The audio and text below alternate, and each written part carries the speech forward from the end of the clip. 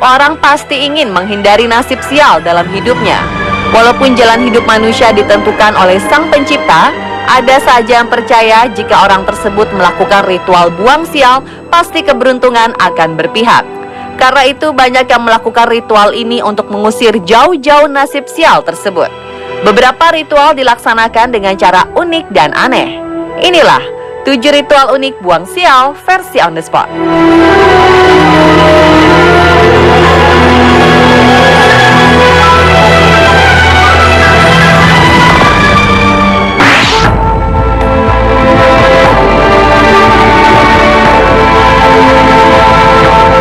Di Thailand, setiap tahun diadakan sebuah festival yang dipercaya bisa membuang sial hidup masyarakatnya.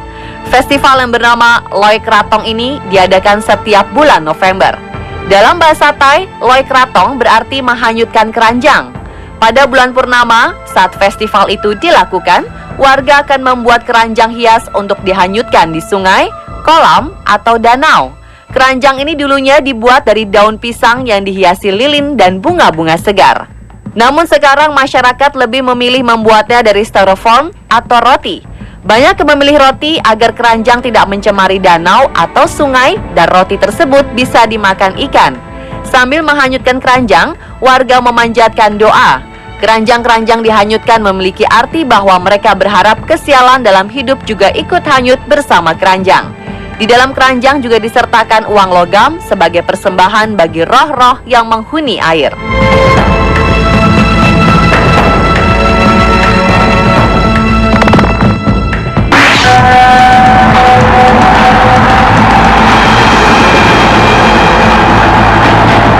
Tahun 1998 merupakan kejayaan tim nasional sepak bola Prancis.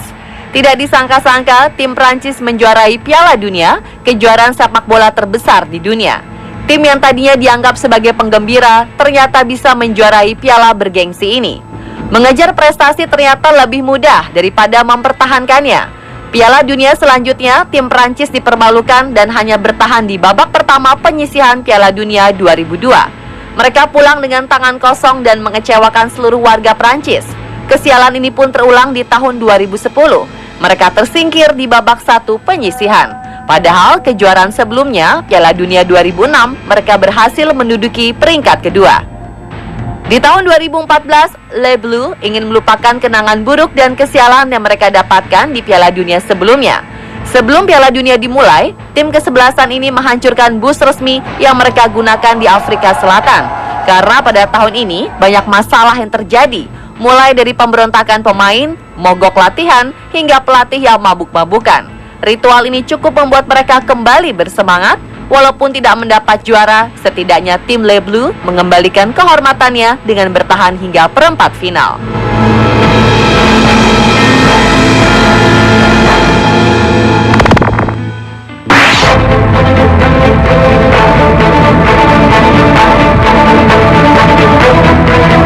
Ritual buang sial selanjutnya adalah menikahkan ular piton. Ritual ini dilakukan di desa Svairolum, Kamboja. Mempelai prianya bernama Kamerun, sedangkan yang perempuan bernama Krong. Pemilik Kamerun, Netvi, mengaku mendapat bisikan dari para peramal bahwa kedua ular tersebut adalah suami istri dan harus tinggal bersama. Jika tidak dikawinkan, maka keluarganya akan bernasib sial.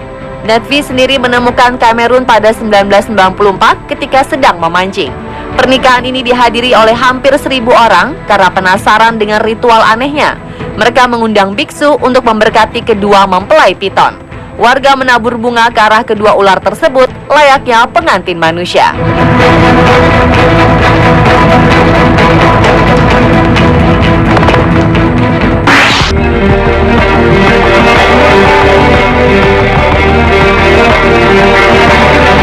Tidak hanya masyarakat biasa yang suka melakukan ritual buang sial.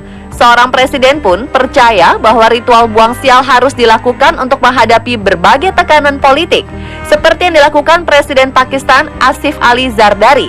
Dia rutin menjagal seekor kambing setiap hari di rumahnya. Salah satu surat kabar di Pakistan memberitakan bahwa Asif Ali Zardari mengaku ritual ini dilakukan demi mengusir roh-roh jahat sekaligus melindungi diri dari santet. Juru bicara kepresidenan Pakistan, Farhatullah Barbar, menjelaskan bahwa ritual itu bernama Sadika. Hewan yang dijagal nantinya akan dibagikan kepada kaum miskin.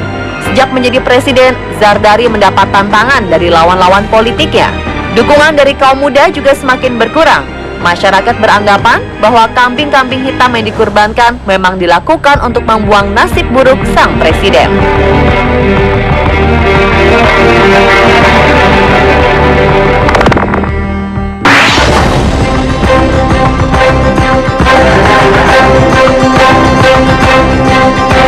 Dalam kepercayaan Cina, ternak yang sakit akan mendatangkan kesialan bagi para peternak. Karena itu, ternak-ternak tersebut harus dibuang ke sungai, hutan, atau tempat yang jauh dari peternakan. Ritual ini pada awalnya tidak terlalu berdampak, namun karena banyaknya peternakan yang muncul, sebuah sungai menjadi tercemar akibat ritual buang sial ini.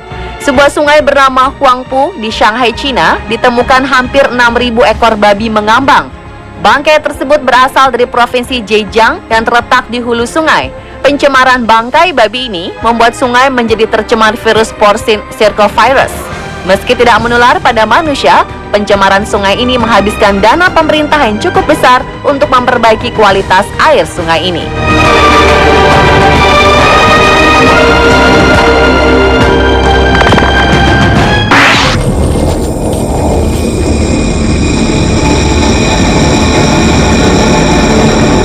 Monyet merupakan salah satu hewan yang dihormati di India. Hewan ini dipercaya sebagai reinkarnasi dari dewa Dewi Hindu. Karena itu, ketika dalam salah satu desa ada monyet yang mati, warga desa menjadi ketakutan terhadap kesialan yang akan menimpa mereka. Stasiun BBC melaporkan bahwa ada seekor kera yang mati tenggelam di desa Dakachya, Madhya Pradesh, India. Monyet ini pun dikremasi sesuai dengan kepercayaan Hindu.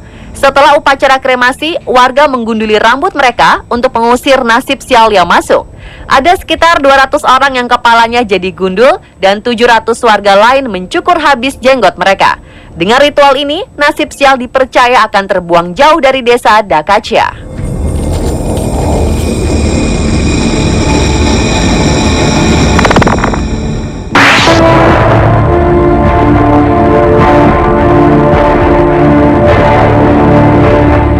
Sebuah distrik bernama Hillbrow di Johannesburg, Afrika Selatan, memiliki sebuah tradisi unik di Tahun Baru. Tradisi ini dipercaya dapat membuang seluruh kesialan dan mendatangkan keberuntungan di tahun yang akan datang. Masyarakat di distrik ini sengaja melempar barang-barang yang ada di rumah lewat jendela maupun balkon. Ada pula yang melemparkannya dari gedung tinggi.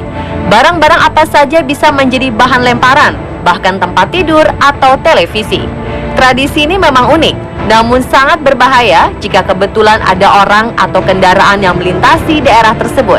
Di tahun 2003, tercatat 46 orang luka-luka karena terkena lemparan benda-benda dari dalam rumah. Untuk menghindari luka-luka, pihak yang berwenang memperingatkan agar jangan ada yang melewati distrik Hillbrow pada saat Tahun Baru. Para petugas juga dikerahkan berjaga di beberapa sudut jalan untuk memantau ritual unik ini.